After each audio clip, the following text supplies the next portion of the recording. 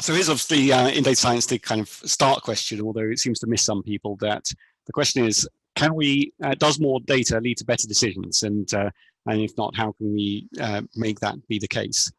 And one of the things that that we see is there's a sort of Moore's law in data science that for a while, more data simply does give better answers. But after a while, if you stick with the same approaches, the same methodologies, then more data just refines the same insights. It doesn't give you new insights. And a lot of statistics, a lot of data science has been centered on statistics, which has very much run the course of Moore's law now. And the big data isn't really, statistics isn't really unlocking any new insights. Now, machine learning, I think, still has some way to run on that. It's still in its sort of growth phase.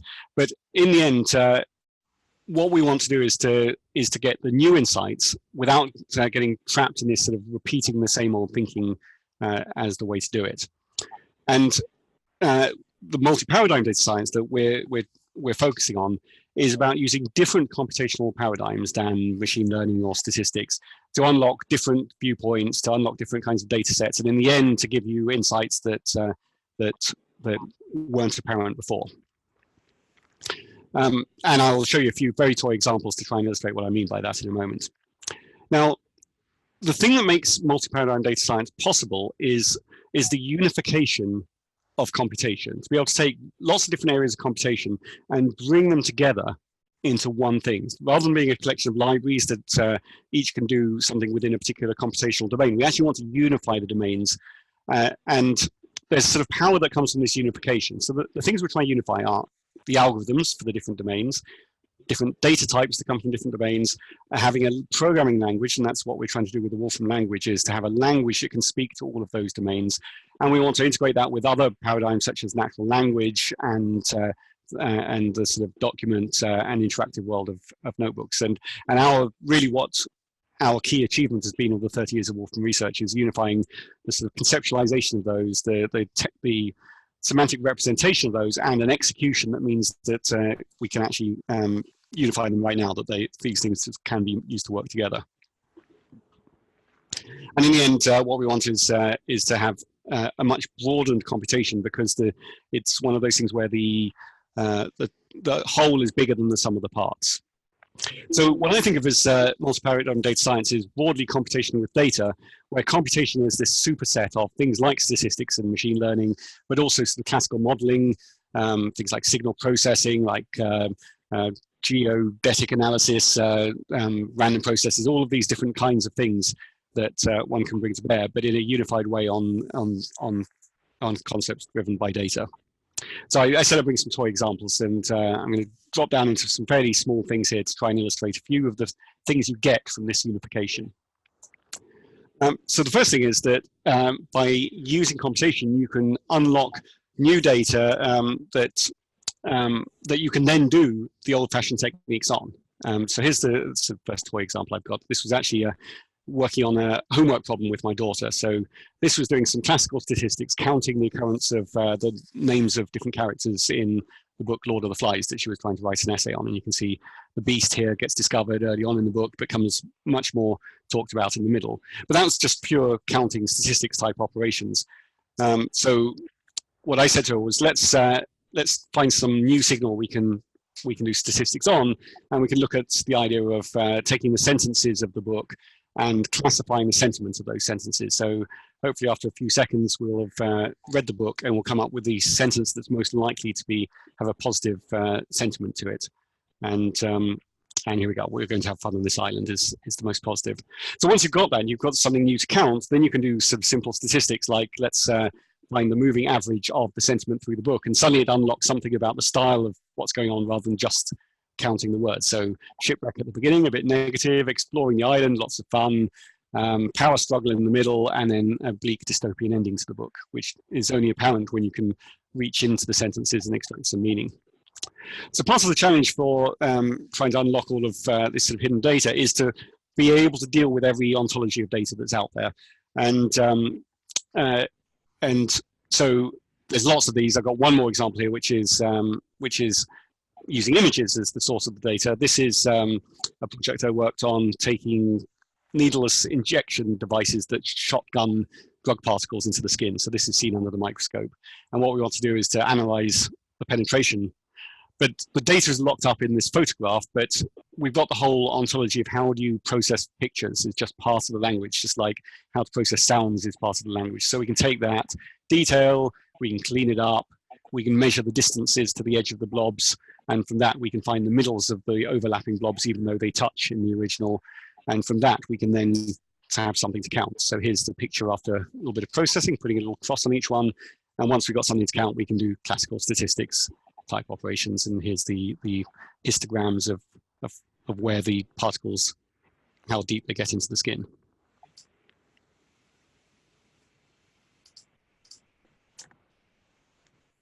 So another thing you get from unifying computation is to be able to inject context. And that's very often about bringing things in from different places to augment the data that you already have. And that turns out to be computational as well. This is, again, quite a toy example, but this is something I did with food hygiene here in the UK, that I've got this data set, comes from the government, they inspect restaurants, 5 means clean, 0 means filthy, and they inspect them to make sure that they keep them clean. Well, in order to make use of that in anything other than a kind of lookup type way, then you need to give it the context, and the context we understand for where restaurants are is geographic context. So it suddenly becomes much more meaningful when you bring in an external piece of information like a map and overlay, here are the restaurants in Oxford and places you can eat in Oxford, the red dots are the poor hygiene. And then we can start doing computations like what parts of town have an average rating that's lower than elsewhere. And then it turns out to be where all the students live in Oxford is the lowest hygiene ratings in town. But, you know, as a sort of case study of where this becomes computationally tricky is I did a project for an oil company and I had 2 different data sets, one for ground topology and one for spilt oil measurements. And they were in different coordinate systems. One was in British Ordnance Survey and the other one was in GPS coordinates. And you need to understand the projections of maps on the world and different projection systems and centerings in order to align the points correctly. And this sort of plays out repeatedly, that bringing in external data often means some transformation to make it align and useful.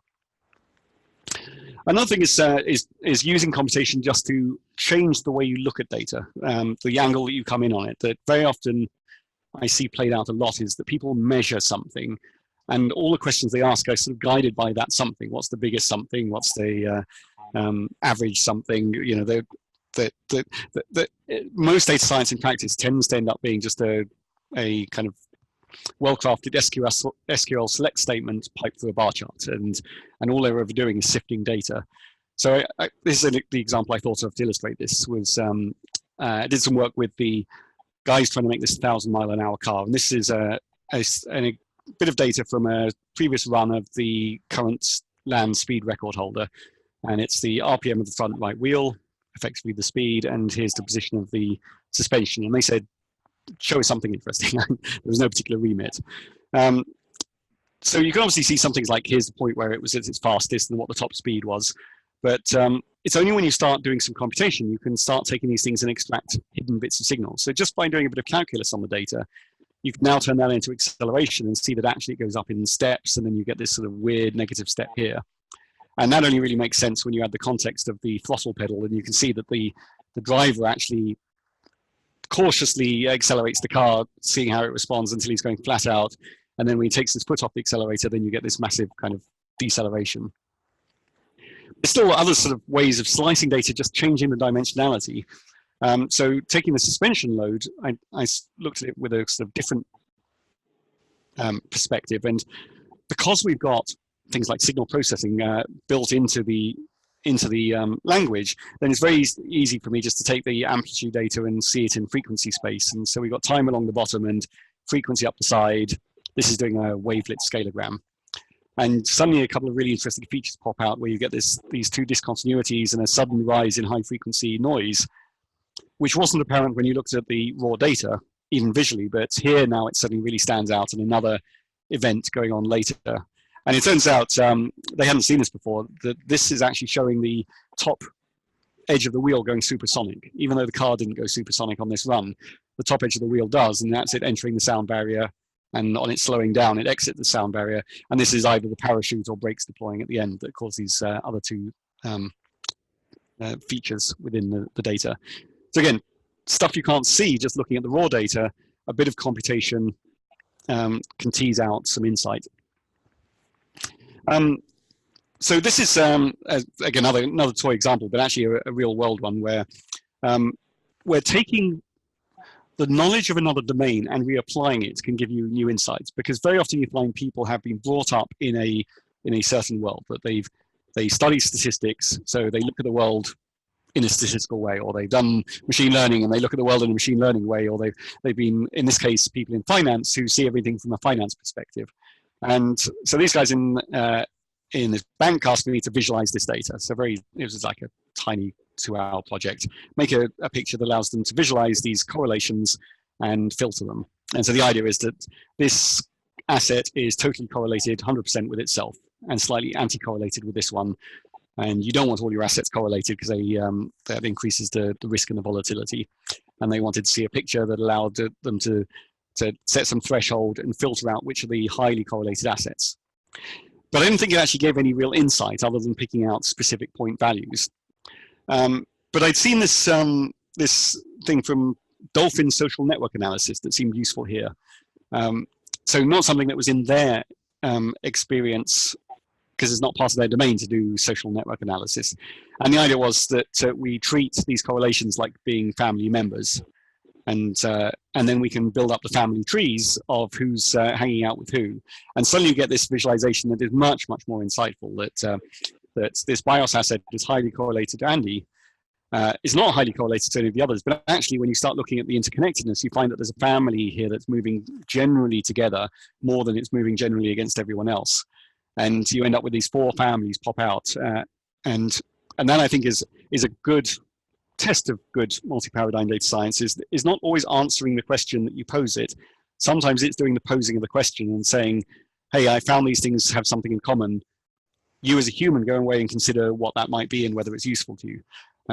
Rather than always being led by the human belief, you're never going to make that leap of imagination into something you hadn't considered. If you're always saying, work this following thing out and tell me whether it's true or false. You're only ever led by questions in your imagination then.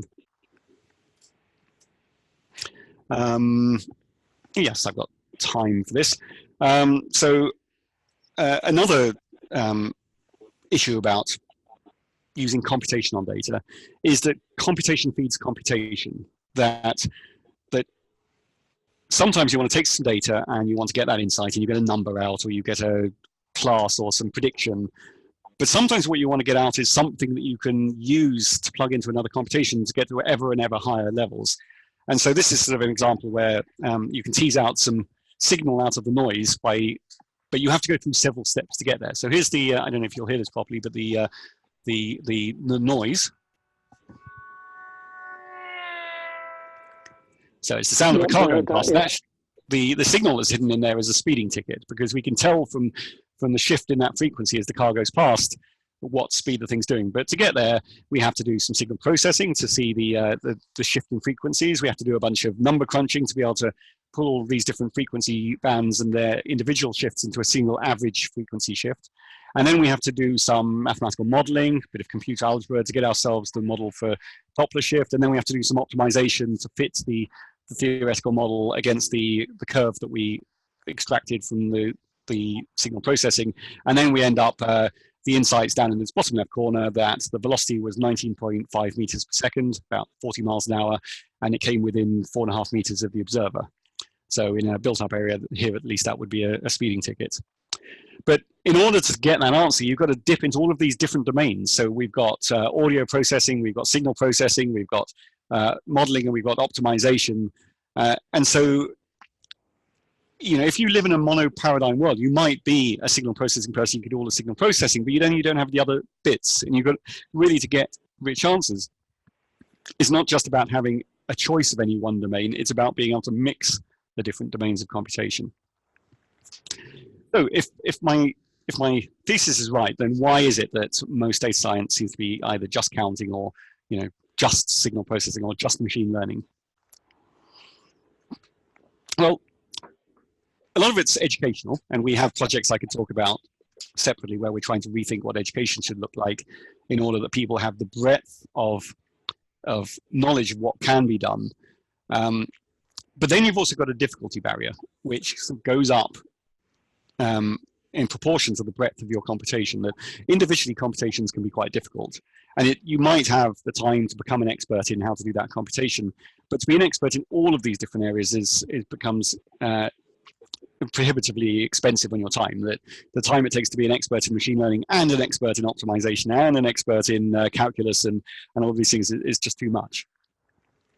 So the answer to all of these is that is automation, and actually unified computation, bringing all these things together, actually helps to unlock automation and make it possible that we can automate not just all of these different tools to be able to use them, but actually the knowledge required to use them as well. And that's the key thing, is not just is to kind of automate as much of the human task so that you don't have to have any expertise. And actually, there's just to step back and give you a little bit of theoretical background here. There's a base unification that you will be aware of if you know Mathematica, is that is symbolic. It's a symbolic language. And what most people think of that as is the idea that we can represent math symbolically. So we have this sort of symbolic representation of an equation that says it's a function times and plus and powers and rationals and so on. And that's what allows us to do integrals and solve equations and the like. But it turns out that this is a really powerful and broad idea, that I can take a picture, and just like we've had SVG and PostScript, which are symbolic representations of pictures, our language here can extend to describing pictures in terms of lines and polygons. Arbitrary key value data sets can be represented symbolically, and graph theory, networks and road systems can be described as a graph, as a list of vertices and information about their edges. And even the documents that I'm showing, this notebook document, itself has a symbolic markup, that it's a collection of cells that have styled information and there's descriptions about the fonts and so on, all in the same language. So we've got a symbolic representation that can apply in a unified way to any kind of data. And the net effect of that is, in the Wolfram language, all data looks the same. So any computation we can do essentially on numbers, we can do on images, we can do on text, we can do on graphs. They're all the same kind of data. We don't have to kind of invent new languages to deal with each one. We have this one Wolfram language that can apply the same programs on any kind of data, and has baked into it all of the ontology of each of the kind of specialist areas built into the language, so that we can operate directly and at the highest level in a really readable way, and is designed so that things fit together without you constantly having to write glue to join one function to another because they were in different domains. So I brought a couple of examples of this in action. And I thought we should do a little bit of machine learning now. And so I'm going to start with just a sort of simplest classic example here. I'm going to take a data set, which is the passengers of the Titanic. So here's a typical supervised machine learning problem. I've got a first class 29-year-old female, and she survived. We've got about 2,000 of these data points, or 1,500 or something. And we want to make a predictor that says what would happen if I travel on the Titanic. So here's the way we do that in the language. We say classify the data. So the key thing here is that at the language level, we're working the highest level we can. And so we label here the task and not the algorithm. We say just it's a classification task, so we just classify. And then the automation takes care of all of the rest. Now, it might be that I'm an expert and I know that I want to use a k-nearest neighbor method with a neighbor grouping of 7 and some non-standard distance function, and I could specify all of those things. But our default is that, can we make it so that you can use the thing without having to know any of those details? And so you'll see here that it's decided on its own that the method it thinks is appropriate is a decision tree method. Oops, if I can highlight that. It's figured out for itself that there's 2 output classes, that it has to encode a nominal, numerical, nominal for the so the first was a class, that's nominal, the age was numerical, and the gender was nominal. So it's figured that out for itself. And again, it might get that wrong, and I might occasionally have to override and say, actually, that number wasn't an age, it was the cabin number they were in. So it's a class, not a numerical value. But the first step should be to try and automate all of that. And now what we've got back is this thing that is a symbolic object, it's like everything else. So it's something that's that I can pass around and analyze within the language, or use like a built-in function. And I can say here, what would happen to me? And I would die. And I can drill into that and say, why is that? Because I have only a 27.5% chance of surviving according to that model. Let's do one of these. Let's do this one. I think this is the more fun. Now I'm going to do something slightly different. I'm going to do computer vision. And I'm going to teach it how to play rock, paper, scissors. So I'm just going to hold up something for the camera here. And so here's me showing it some pictures of my rock and my paper. We'll get about 10 of each of these. And then we'll give it some scissors. And when we've got enough of those, we'll stop. And all I've done here is I've got a little UI to make this this training set of images to do our computer vision from. But you'll see actually all it is just like the Titanic data. We've got an input and an output class.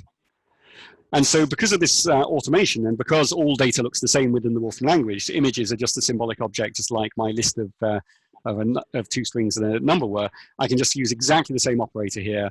And this time it's going to figure out something different. There's 3 classes. It's used logistic regression on image features because that's what it thinks is appropriate. And now hopefully if I run a little dynamic interface here and hold my hand up here, it'll say rock, paper, scissors, and it's now learnt how to recognize from those 30 images.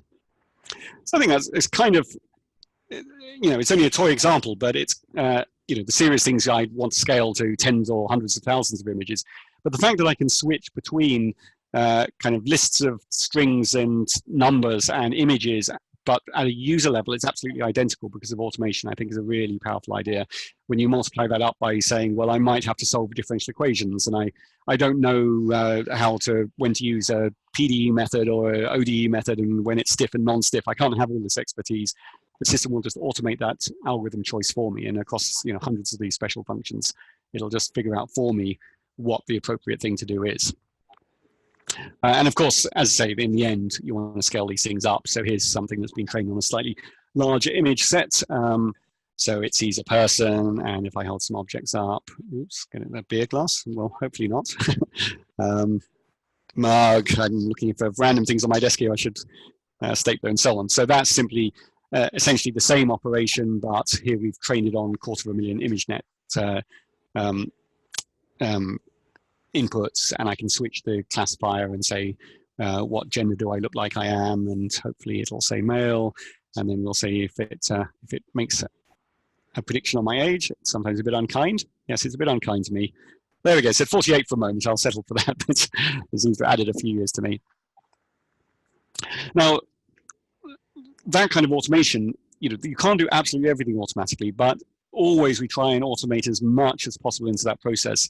So if I slip into a kind of unsupervised space where it's a little bit harder, you'll still see that we get lots of automation out of the system. And again, what we want to do is to have the system make insights for us. So this is another classic example. I've got some images here, but I'm not labeling them this time. I'm not even telling them they're dogs. I'm just saying, here's some images. And what I want to do is to use some insight within that. And because we've got behind the scenes all of this machine learning infrastructure, then we have these sort of higher level functions like feature space plot that allow us just to pull together the combination of cluster analysis and unsupervised learning to start generating clusters, in this case of dogs that hopefully we can see as humans very quickly what it's done here. These are all the Chihuahuas in this corner. We got the Basset Hounds in this corner and the Irish Wolfhounds in this corner. And then the ability to start saying, well, for a given dog, what's the nearest dog according to these features we've just learned from a data set. But it's giving, it's doing this reverse thing that we saw earlier with the networks, is it's trying to provide insight. We don't have to worry about what it is that makes this dog, sorry, this is the output, this dog the thing most similar to this thing that it's never seen before. It's figured that out, and then it's up to us to look at these clusters and say, what do these have in common, and can we make some useful inference from that clustering?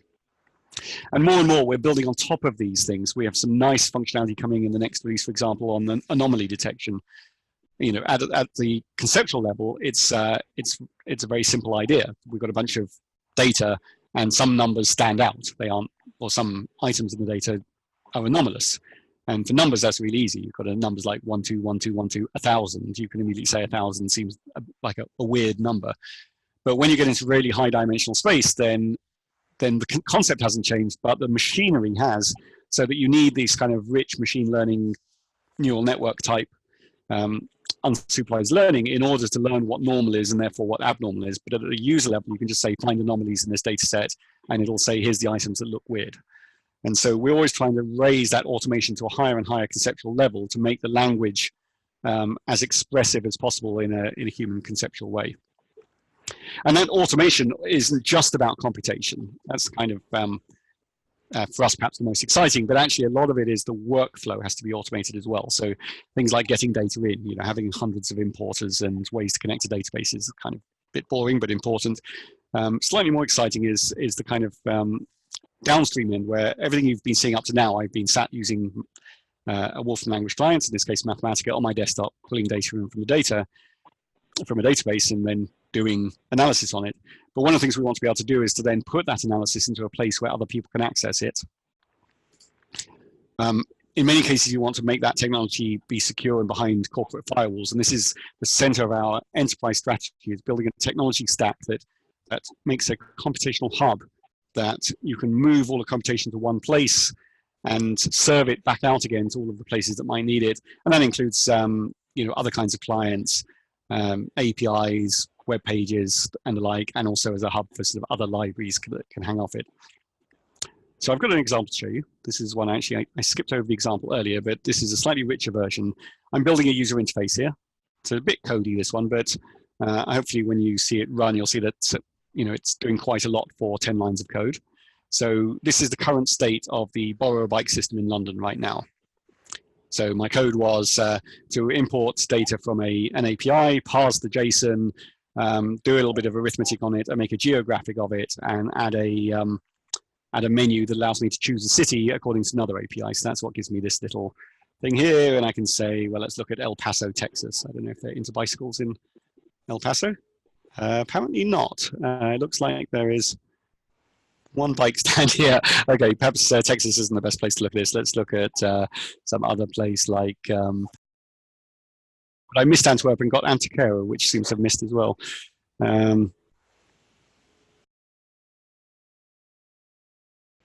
there we go. Okay, they have bikes in Antwerp. Okay, so this is pulling from the live feed and then visualizing it. So that's you know, not bad amount of development to make an app. But at the moment, I'm running it here in my desktop client. What I'd like to do is to make it possible for someone else in the world to use it. So I can take the, oh, something's gone wrong there. Possibly all my bandwidth is saturated. Or possibly I have been doing something with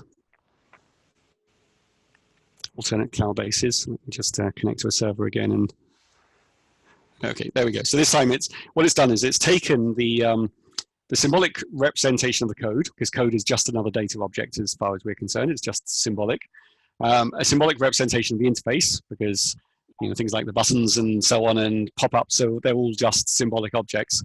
It's then copied it over to the web server along with a symbolic representation of permissions. So I could say it was only you that can see it in the world, but I set it to be public. And now so I'm just trying to figure out how to get my out of full screen mode. Let me just end the presentation so I can drag this window across.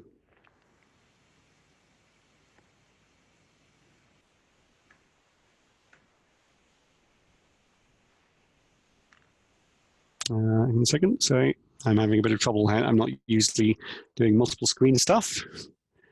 Here we go. So here's now I'm in Firefox. Here's the URL that didn't exist more than a few seconds ago, and here's the same interface running happily in the cloud without any kind of recoding step. I just said, take this thing I've built and deploy it. And because of this, you know, a cloud delivered user interface with code behind it is just a symbolic object, then it's just a case of moving around in the information and having the technology on the server to be able to interpret it.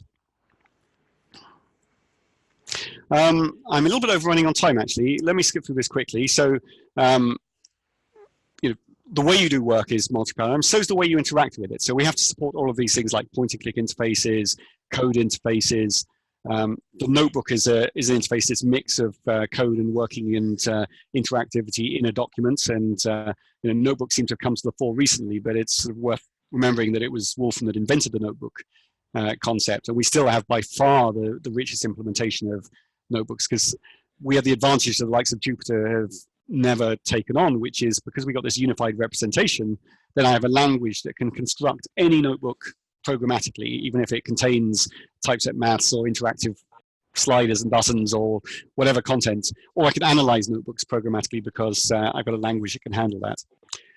We have this whole Wolfram Alpha infrastructure, which is about doing linguistic computations, where I can put in something in plain English and say how many cows in the UK, and have that translated into the symbolic representation of an appropriate question, and then automatically pulling computations from a collection of data sets that have the ontology and meaning baked into them, so that we know how to combine things in kind of rich ways. So I could say cows in the UK versus crime in New York, and have that actually not even versus, let's do it as a fraction of crime in New York.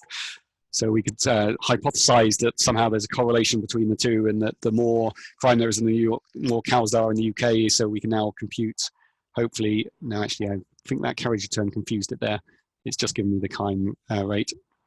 Let me take the carriage return away and see if it will give me a useful answer.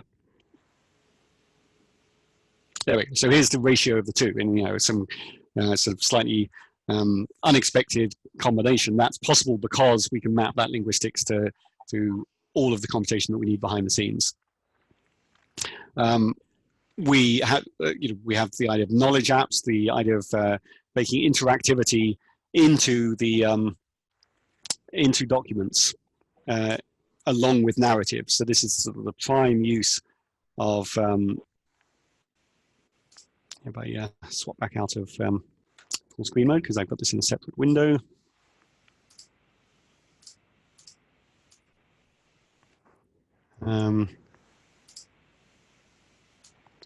So here's a project we work on computer-based math, and this is courseware content. But the idea that you can have a document that has in it, in this case, this is the teacher version, so there's all the things they can say that are hidden from the students, and a knowledge app here where you can have a model embedded within the document doing all of the computation that it needs to, without having to bother you with the details, is all part of this sort of concept of notebooks that are as really rich knowledge containers. And we also bring these things together in a unified way. So the idea of linguistics and coding, there's different ways of expressing yourself to the computer, but actually we can bridge the gap between them. So I can type in linguistic utterances as a way of writing code. I could say interactive plot of sine of fx. And that's a very linguistic utterance, but what I've asked it to do here is to translate that into the code that would represent a similar meaning. And I can look at that and go, okay, that's the code that I wanted. I'll accept that code. And the code has then generated this user interface. And so we sort of close the loop from linguistics to code. I've got the formal representation now without having to know the syntax. And then I can deliver a user interface to the user, or modify the formal code, or modify my linguistic utterance, and so on to be able to express myself. And language we talked about. So I'll wrap with a few minutes then for questions by saying what in the end all this leads up to in the enterprise space is this sort of grand vision of how these bits come together. That we want to go from a world where there is sort of a database world and a consumer world that are mediated by experts who have to do data science. They have to know how to get the data out of the system. They have to know some expertise in how to get some insight, and then they write a report or whatever to pass on to other people. We want to move that to a world where what experts do is encode up their knowledge into a computable layer. We've got the Wolfram Alpha ontology world that knows how to take the data and make it automatically computable, to know about things like what units things are in, whether Oxfordshire is a subpart of the United Kingdom, and all of these sort of relationships that are needed to make automatic computation possible. The multi-paradigm data science to be able to do any kind of computation however it best yields the insight, and then using the cloud infrastructure or the enterprise private cloud infrastructure of being able to make hubs of computation that can then be deployed to be directly queryable, either through linguistics, through some kind of user interface or document or automation reports, or through some other service, but in a write once, deploy many kind of ways. So once you've done the analysis once, you don't have to say, well, this is going to end up in a mobile app, so I have to give it to some Java developers who are going to recode it in Java, and the database system wants to, have it done in, we're going to use some Python machine learning layers, so they have to take that model and recode it into Python. We want to just have it where once you've done the analysis, it's just a cloud deploy, and it's immediately subject to QA type breaks available to everyone.